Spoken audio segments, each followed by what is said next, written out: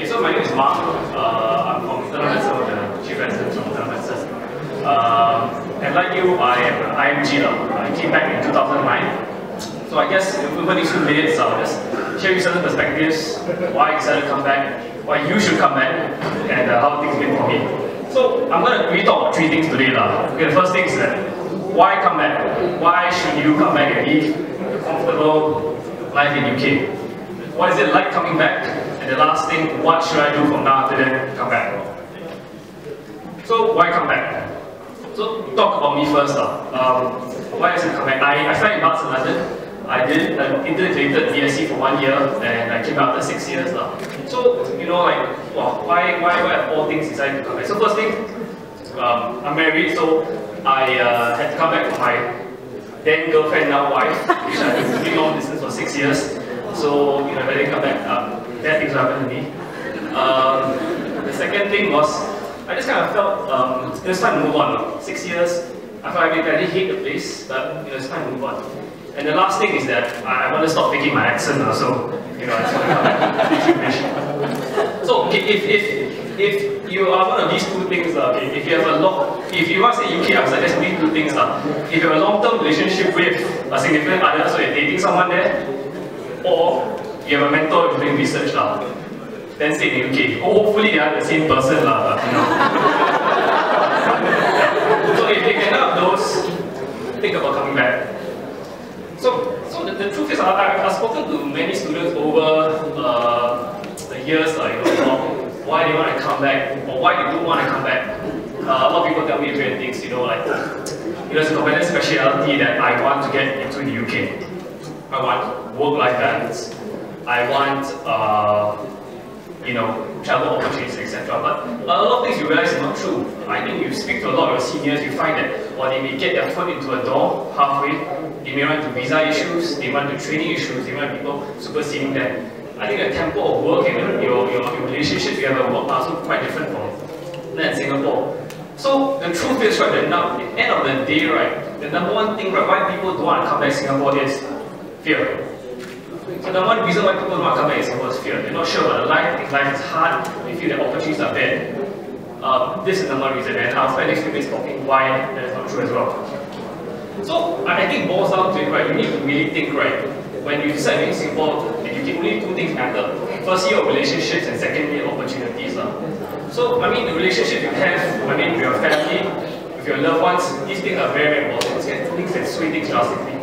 The next thing, of course, opportunities. I mean, if you got all things set up wherever you are, let's say you're doing huge research in whichever university, and then this gives you a springboard to then get into whatever training program, then sure, by all means.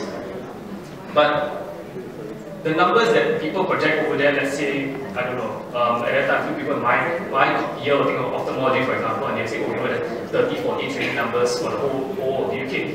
But when you think about the enormity of the whole of the UK, plus also EU rating down the UK, I mean, how many places are there actually left for you? In truth, numbers-wise, actually more advantageous to come here. We have quite a close system. And I feel that these things are here are more meritocratic. You just do your work hard, things will come your way, people will look out for you. So, the things, right, in looking at terms of opportunities, right, let's just look at a snapshot in my year, all the people who graduated from my year.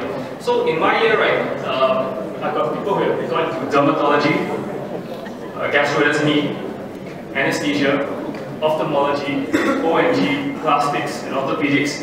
So it's a thin slice of the people who are in my year. So very, very competent specialties. And nonetheless, you know, we've managed to get in now. Of the 9 people returning from my year in Barts, you know, all of us landed in something very, very competitive. So the thing is, what is it like coming back? What is it really like coming back from overseas, coming from overseas experience to an environment that you may not be familiar with? So a few things enter your mind, you know, am I good enough? You know, you think of, well, you know, you meet people who are all level very high, you people who are they've done research in the islands like that. You know, I can't speak dialects. So myself, I'm from ACS. So you know how terrible my Chinese is, that's one. Then I went to the UK, well, that's it, man. There's no medical Chinese whatsoever. You know, I don't know the system, I don't know how to get things done, I don't know how to logistically plan things for my patients. You know, no one cares about me. I mean, who will care about me for SIMG? and work is tough. I mean, there's no work-life balance. So, I mean, I'll be honest with you, it's not easy when you first come back. One of my seniors once told me, and I remember this very poignantly as a HO, if you imagine hell, it will only be half as bad. So that was kind of true. Like,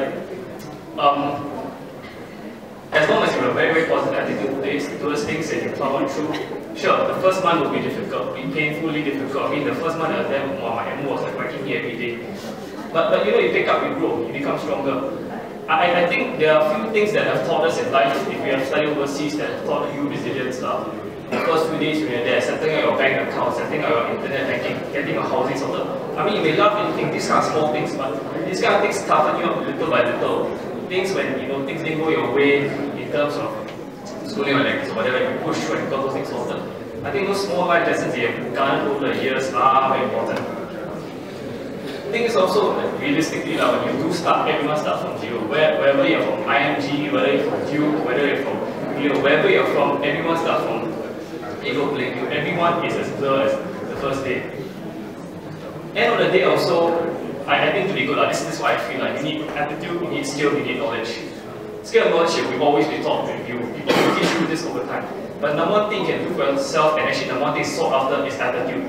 As long as you have a positive attitude, willing to do something, push yourself, this will continue sought after. You will have no problems adapting, placing in the competitive residency program. And the next thing also, I want to say mentorship is very important. And I'm just comparing to what my friends have experienced overseas in UK, where we're literally shifting places every 6 months or so. It's very hard for someone to come over you. And I think the one key advantage is that once you become entrenched in a sponsoring institution, you join that community. It's something very important. You get people who are sincerely interested in your development, your growth, kind of thing. So I mean for myself, internal medicine, you know, I've had very many good mentors which have brought me through. I've had the benefit of going for the Singapore Cheah residency program, which has been good in terms of insights. So I think as a mentorship experience to help you grow, I think Singapore is certainly more advantageous than the UK. So the last thing I would like to say, what should I do from now to then? I mean, engagement, I think it's important.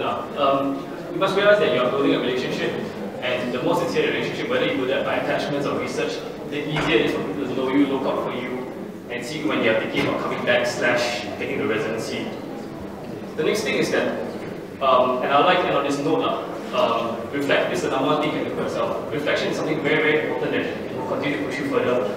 You need to decide what can you live with and what can you live without. So, if for example you can live with not being with your family, you know, you can live not being with your family in Singapore, you know, but you know, you can live with perhaps maybe more weekends, you like to travel to Barcelona, things like that. It's fine. I mean, if you can't live without, you know, coming to Singapore, eat your char kway teow or your, you know, other things like that, or you can't live without not making an accent, then you know, you need to decide these things. These things you decide for yourself. This will spur your behavior. This will determine what you do. So it's not an easy decision. You need to come back. But from a personal note, it's neither something that I regretted. So I'm going to end my talk. I'll pass it over to Dr. Daniel Ting. You know, later during the just come and talk.